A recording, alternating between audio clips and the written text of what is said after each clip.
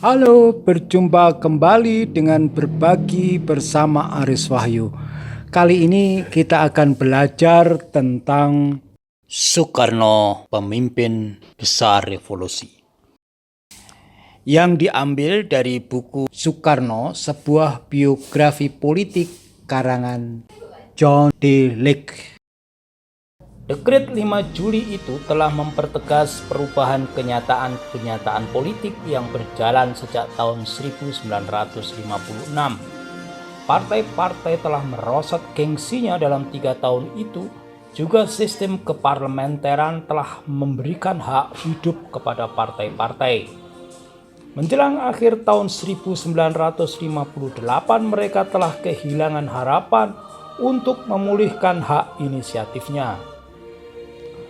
Angkatan Darat yang kedudukannya semakin meningkat karena berhasil menumpas pemberontakan-pemberontakan di luar Jawa telah bertekad untuk mendapatkan posisi yang berpengaruh dalam urusan bangsa dalam mengubah lembaga-lembaga negara untuk tujuannya. Soekarno yang memanfaatkan kekuatan tentara sambil sekaligus membendungnya juga bekerja dengan caranya sendiri untuk mencapai perubahan konstitusional.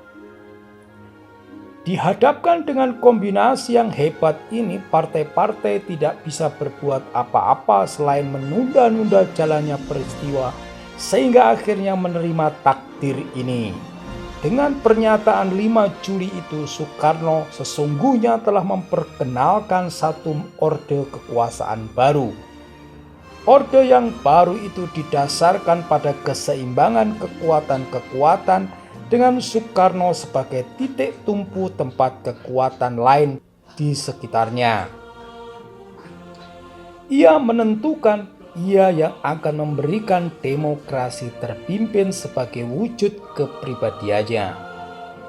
Ia yang menjadi tokoh yang menguasai sumber kekuasaan dan kepemimpinan ideologi dan pusat cahaya dari suatu istana yang megah gemerlapan.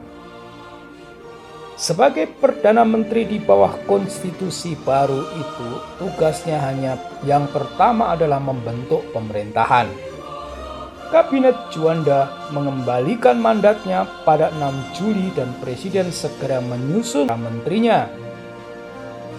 Meskipun resminya adalah Kabinet Soekarno yang bertanggung jawab kepadanya sebagai kepala eksekutif berdasarkan konstitusi, kenyataannya ialah Juanda dengan titel Menteri Pertama masih menjalankan peranan serupa seperti yang dilakukan sebelumnya sebagai Perdana Menteri. Kabinet Kerja nama pemerintahan ini disusun dalam 2 tingkat. Selain Soekarno dan Juanda, ada 9 menteri dan 24 menteri muda.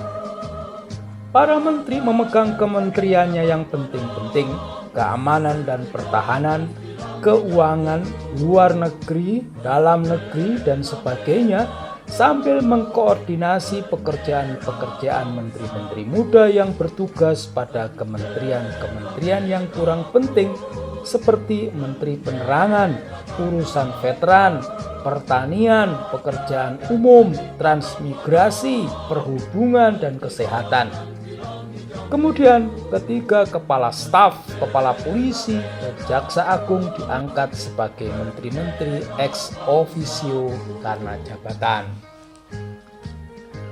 Anggota-anggota kabinet diharapkan melepaskan hubungan keparteannya sejak pelantikannya. Meskipun sebelumnya sejumlah menteri menjadi anggota-anggota partai, tidak seorang pun pemimpin partai besar dimasukkan ke dalam kabinet dan dengan demikian kabinet dapat dianggap sebagai kabinet non-partai. Komposisinya menunjukkan semakin hilangnya pengaruh kepartean. Undang-Undang Dasar 1945 mengandung ketentuan bentuknya 2 lembaga perwakilan utama di samping Dewan Perwakilan Rakyat, yaitu Majelis Permusyawaratan Rakyat atau MPR dan Dewan Pertimbangan Agung yaitu DPA. MPR dimaksudkan sebagai wadah kedaulatan rakyat dan mempunyai jumlah keanggotaan yang besar, yaitu MPRS yang dibentuk tahun 1060 terdiri dari 616 anggota. Tugasnya adalah memilih presiden, menetapkan garis-garis besar haluan negara. Tugas mengenai GBHN seharusnya dilakukan pada tingkat suasana yang lebih tenang, karena MPR bersidang sekurang-kurangnya 1 kali dalam 5 tahun. Sesudah lembaga ini dapat mengadakan sidang-sidang lebih sering lagi, tetapi rupanya tidak dilaksanakan demikian meskipun diperbolehkan oleh konstitusi. Dengan demikian tidak dapat dilakukan pengawasan yang ketat terhadap jalannya pelaksanaan urusan bangsa. DPA yang susunannya lebih kompak mungkin dapat menjadi lembaga yang lebih penting untuk tujuan-tujuan praktis. Dapat sering-sering mengadakan sidang. Lembaga ini dimaksudkan untuk memberikan kepada presiden saran-saran yang dapat dipilihnya di samping saran-saran yang diberikan pemerintah kepadanya. Di samping dua lembaga ini yang sesuai dengan ketentuan konstitusi, Presiden Soekarno menambahkan lagi badan-badan untuk tujuan khusus.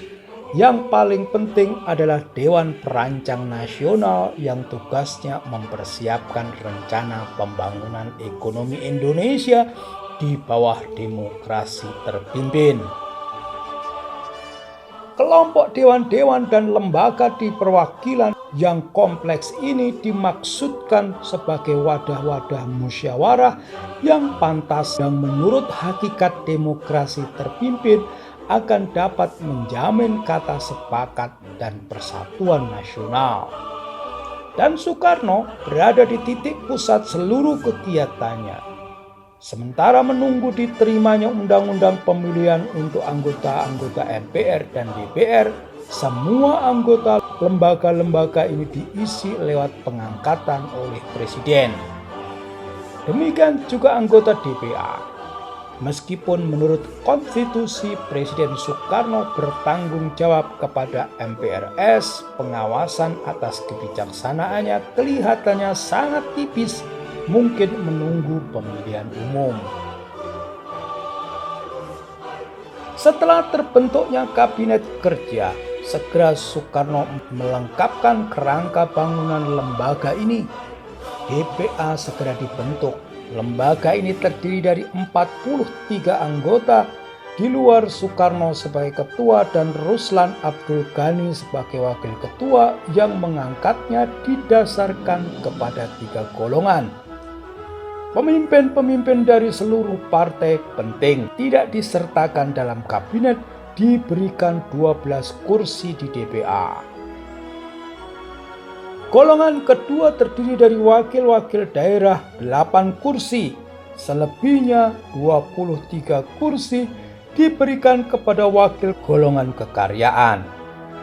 Anggota-anggota Dewan Perancang Nasional atau Depernas di bawah pimpinan ketuanya M. Yamin telah diangkat dalam 1 bulan itu dan sudah berjalan selama 1 tahun lebih sebelum 616 wakil MPRS diangkat.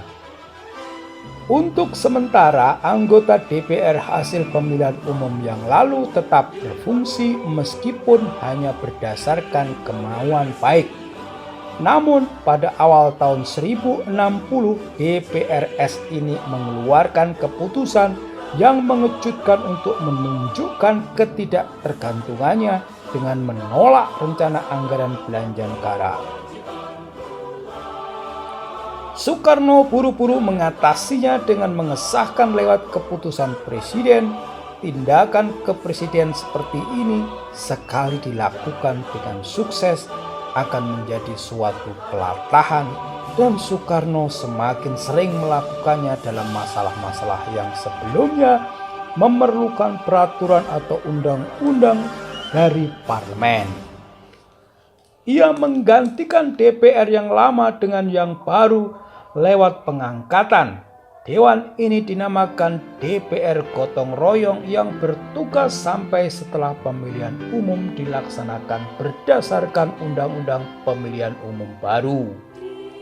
Sementara itu telah tercapai persetujuan mengenai pembagian kursi-kursi perwakilan untuk partai-partai dan golongan kekaryaan untuk DPR yang akan datang. Dalam pengangkatan anggota-anggota DPR Gotong Royong, Soekarno berpedoman pada persetujuan pertimbangan itu. Ia mengangkat 130 wakil-wakil kepartean, yang terpenting PNI 44, NU 36, PKI 30. Selebihnya 153 kursi diberikan kepada golongan kekaryaan, 15 kursi untuk angkatan darat, masing-masing 7 kursi untuk angkatan laut dan udara, 5 kursi untuk kepolisian, dan selebihnya untuk buruh, tani, tokoh Islam, pemuda, wanita, dan cendekiawan.